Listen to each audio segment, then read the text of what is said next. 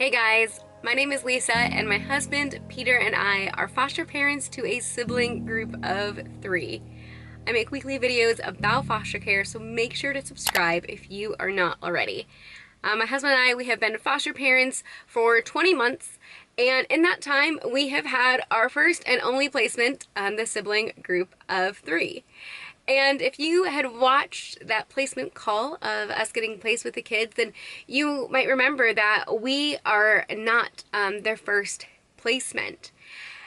And I just want to take some time to publicly thank that first foster family. Foster parenting is tough, and every home is going to be set up best for different kids. And I want to make this video because there might be someone watching who had a failed placement and then had to move that child to another home. And I can't imagine the amount of guilt surrounding that and questioning and everything that comes with that. So I really want to take this time to not only thank this family, but also to thank other families who have stood in the gap for a period of time and had the strength to reach out to maybe find a better placement for those children. So the kids are currently napping right now, and I was planning to film this outside, except the cicadas are so loud right now.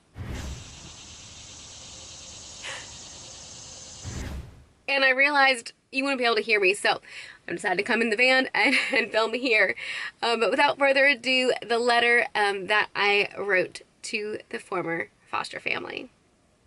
Dear former foster family, you may have felt like you failed. You may have been confused why you said yes to 3 kids when you weren't expecting that many.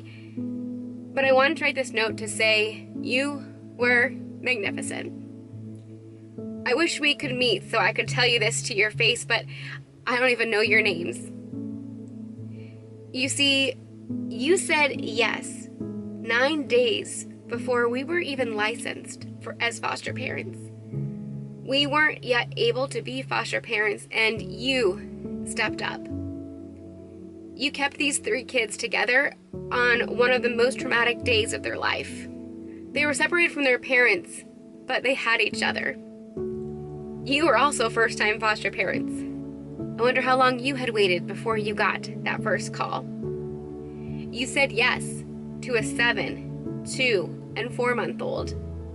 I wonder if the oldest was outside your age range, but you boldly said yes to keep the kids together. And you did it at the busiest season of all, Christmas. Because of you, these 3 didn't miss a Christmas together. You took them all to see a doctor at the same time. You were the ones comforting them when they got their shots. You got the brunt of their emotions as their whole world changed in an instant. I can only imagine all that you endured trying to soothe the girls to help them sleep that first night and every night after. I can only imagine the behaviors you saw as the girls tried to cope with their new reality. You spent 14 days with them before you realized it was more than you could currently handle. Wow, what incredible strength to reach out to the caseworker, realizing it wasn't a great fit. You could be disappointed with yourself, but I want you to know I'm so proud of you. God had you standing in the gap for these kids. And if you were stressed by them, I wouldn't know it. The girls speak nothing but praises of you. They loved your dogs and your giant game room. They loved that in your house they had their own rooms. They talk about how sometimes they wish they could go back to their first foster parents in moments of calm as they look back at their time with you as fond memories. They came to us with everything they could need. New clothes, diapers in all sizes, backpacks, formula, toys, and more. I'm not sure which was from time with mom and dad, parents' Christmas gifts, or time with you and your Christmas gifts, but I thank you for sending it all. I pray that you were able to heal from the secondhand trauma that you experienced and able to open your hearts and home to foster children again. From the moment these kids walked into our door, we loved them and knew that they were our kids. Whether temporary or forever on paper, they will always be in our hearts. So thank you.